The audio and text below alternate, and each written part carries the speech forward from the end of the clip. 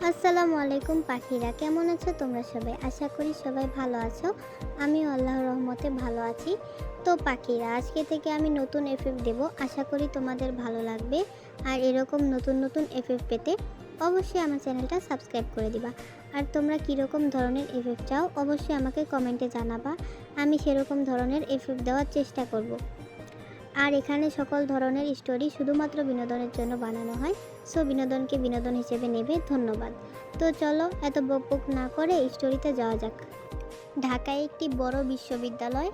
প্রথম দিন ক্লাসে ভিড় জমেছে। ক্যাম্পাসে ঢুকতেই যেন নতুন জীবনের গন্ধ, বন্ধুত্ব, হাসি ঠাট্টা, অজানা অনুভূতি। নায়িকা তেইহং আজ নতুন ডিপার্টমেন্টে ভর্তি হয়েছে, সাথে এসেছে তার ফ্রেন্ড গ্রুপ। জিমিন সবসময় হাসি খুশি মেজাজে থাকে। লিসা একটু চঞ্চল তবে হাসি খুশি মেয়ে। জেনি শান্ত কিন্তু খুব বুদ্ধিমতী। তাদের চারজন মিলে যেন এক দারুণ টিম। কিন্তু তাইহংয়ের ভাই সুগা সিনিয়র, সবার কাছে কুল আর কড়া সিনিয়র হিসেবে পরিচিত। জিমিনের মনে গোপন একটা অনুভূতি জমে আছে, সে সুগাকে ভীষণ পছন্দ করে কিন্তু মুখে বলতে পারে না। ভার্সিটির বড় মাঠে সবাই বসে আড্ডা দিচ্ছিল। হঠাৎ প্রবেশ করে নায়ক জাংকুক। জিমিনের ভাই সে, এবং নতুন ডিপার্টমেন্টে অ্যাডমিশন নিয়েছে। তাইহংয়ের চোখে প্রথম দেখাতেই কিছু একটা বদলে যায়। জাংকুকের কণ্ঠস্বর, তার হাসি, সব কিছুতেই আলাদা একটা টান। ক্লাসে প্রথম গ্রুপ অ্যাসাইনমেন্ট তাইহং আর জাংকুকের একসাথে রাখা হয়। কাজের অজুহাতে তাদের কথাবার্তা বাড়তে থাকে। তাইহংয়ের পরিবার, বাবা সুবিন, মা ইউনজুন, তারা দুজনে চায় মেয়েটা ভালোভাবে পড়াশোনা করুক। অন্যদিকে জাংকুকের পরিবার, বাবা নামজুন, মা জিন, তাদের বাড়িতে শৃঙ্খলা অনেক বেশি কিন্তু ভালোবাসা আরও গভীর। দুই পরিবারের আলাদা পরিবেশ যেন ভবিষ্যতের গল্পে মিলেমিশে যাবে। প্রতিদিনের ক্লাস, ক্যান্টিনের আড্ডা, লাইব্রেরির বই পড়া, এই সব কিছুতেই জাংকুক আর তাইহংয়ের মাঝে নরম একটা সম্পর্ক গড়ে উঠতে থাকে। জিমিন মাঝে মাঝে খেয়াল করে তার বেস্ট ফ্রেন্ড হয়তো ধীরে ধীরে জাংকুকের প্রেমে পড়ছে, আর জিমিন নিজে সেই সময় চুপচাপ সুগাকে দূর থেকে ভালোবাসতে থাকে। একদিন হঠাৎ বৃষ্টির দিনে ক্যান্টিনের ছাদে দাঁড়িয়ে জাংকুক তাইহংকে বলে, তুমি কি কখনো অনুভব করেছো কিছু মানুষকে না চাইতেও কাছে টেনে নিতে মন চায়? তাইহং হেসে উত্তর দেয়, হয়তো, কিন্তু সব কিছু বলার সময় তো আর সহজে আসে না। সুগা একদিন রাতে জিমিনকে ডিপার্টমেন্টের প্রজেক্ট নিয়ে সাহায্য করে। জিমিনের বুক ধড়ফড় করে ওঠে কিন্তু মুখে কিছু বলতে পারে না। তাইহং এই দৃশ্য দেখে ফেলে। সে বোঝে তার বেস্ট ফ্রেন্ড আসলে তার ভাইকে ভীষণ ভালোবাসে। তাইহং জিমিনকে একদিন বলে, অনুভূতি যদি সত্যি হয় একদিন সেটা বলার সাহসও আসবে। জিমিনের চোখ ভিজে যায়। একদিন ক্যাম্পাসে ছোট একটা ভুল বোঝাবুঝি হয়। লিসা ভাবে জাংকুক হয়তো অন্য কাউকে পছন্দ করে, আর সেই খবর ছড়িয়ে পড়ে। তাইহং মন খারাপ করে জাংকুকের থেকে দূরে সরে আসতে শুরু করে। জাংকুক বুঝতে পারে কিছু একটা সমস্যা হয়েছে। সে সরাসরি তাইহংয়ের সামনে গিয়ে বলে, তুমি কি সত্যি ভেবেছো আমি অন্য কারোর জন্য এসেছি? আমি তো প্রতিদিনই তোমাকে খুঁজি। তাইহংয়ের চোখ ভিজে যায়।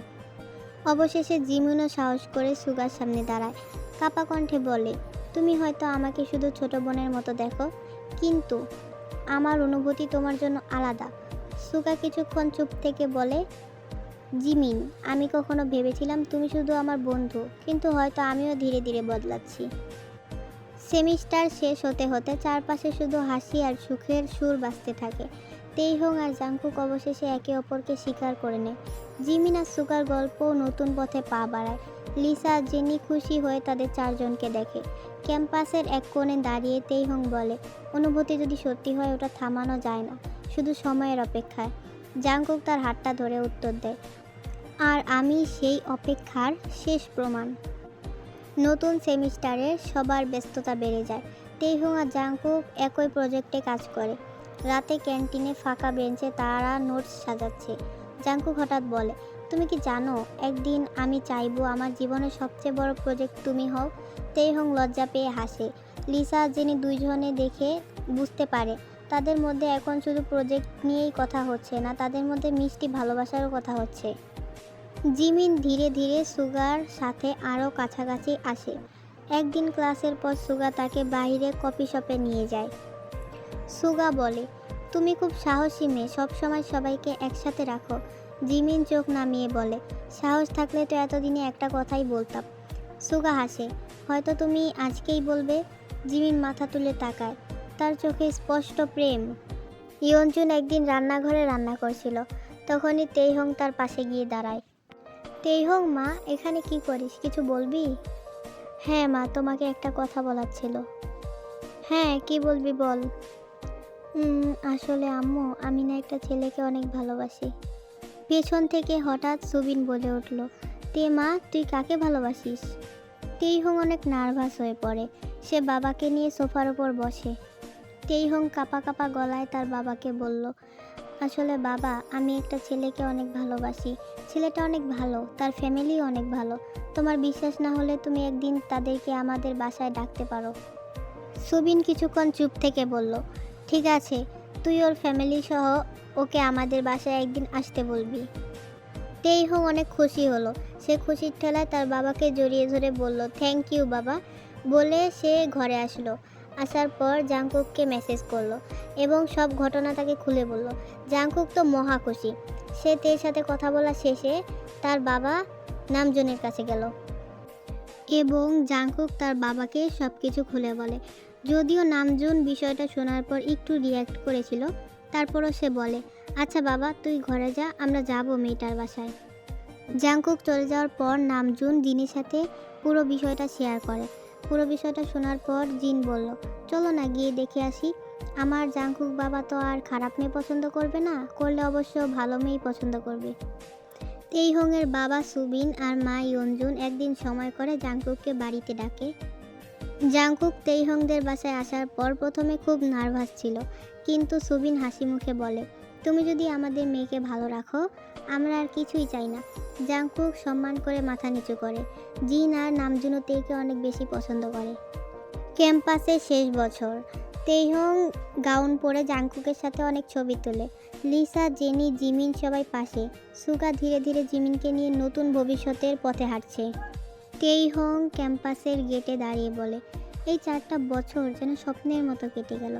জাংকুক তার হাত ধরে বলে, স্বপ্নের শেষটা না হয় থাকুক, আসো স্বপ্নটা বাস্তব করি। একটা শীতের সন্ধ্যা, ঢাকায় একটা ছোট্ট ছাদে লাইট দিয়ে সাজানো। জাংকুক হাঁটু গেড়ে বসে তাইহংয়ের সামনে। তেইহং, তুমি শুধু আমার বন্ধু নও, তুমি আমার জীবনের সেরা অংশ। তুমি কি আমাকে বিয়ে করবে? তেইহং ভেজা চোখে জাংকুককে উত্তর দেয়, আমি তো অনেক আগেই হ্যাঁ বলেছি, তাই না? লিসা আর জিমিন, জেনি বাইরে থেকে চিৎকার করে ওঠে। বিয়ের প্রস্তুতি শুরু হয়। তেইহংয়ের বাসায় সবাই ব্যস্ত। ইয়নজুন আর সুবিন মেয়ের বিয়ের আয়োজন করছে। জাংকুকের বাসায় নামজুন আর জিন অতিথি সামলাচ্ছে। জিমিন আর সুগা এখন আনুষ্ঠানিকভাবে একসাথে। লিসা আর জেনি তাইহংয়ের বউ সাজানোর দলে। বিয়ের দিন, সাজানো মঞ্চ ফুলের গন্ধে ভরা হলো। জাংকুক সাদা শেরওয়ানি আর তেইহং গর্জিয়াস লেহেঙ্গা পরে মঞ্চে আসে। দুই পরিবার হাত মেলায়। জিমিন সুগার পাশে দাঁড়িয়ে আছে। লিসা আর জেনি গানের তালে নাচছে। তেইহং আর জাংকুকের চোখে একটাই ভাষা, অনুভূতি। এই অনুভূতি তাদের এত দূর এনেছে।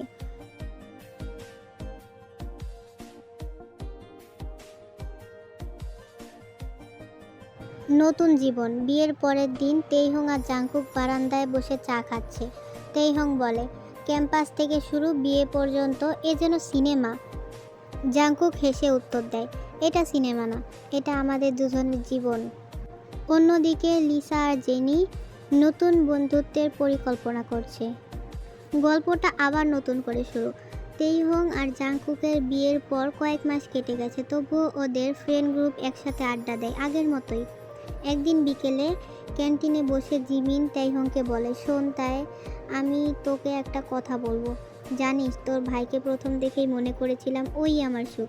তেইহং হেসে জিমিনকে উত্তর দেয়, তাহলে এতদিন লুকিয়েছিলি কেন? সাহস করে বলে ফেল না। শরতের বিকেলে ক্যাম্পাসের পুরনো বেঞ্চ। জিমিন আর সুগা বসে আছে। জিমিন ঠান্ডা গলায় বলে, শোনো, আমি শুধু তোমাকে সিনিয়র বা তেইহংয়ের ভাই হিসেবে দেখি না, আমি তোমাকে ভালোবাসি সুগা। সুগা কিছুক্ষণ চুপ থাকে, ধীরে জিমিনের হাত ধরে। আমি জানতাম তুমি একদিন বলবা, আসলে আমিও তোমাকে ছাড়া কিছুই ভাবতে পারি না। জিমিনের চোখ ভিজে যায়, কিন্তু মুখে হাসি ছড়িয়ে পড়ে। পরের সপ্তাহে জিমিন সুগাকে নিয়ে তেইহংয়ের বাড়িতে যায়।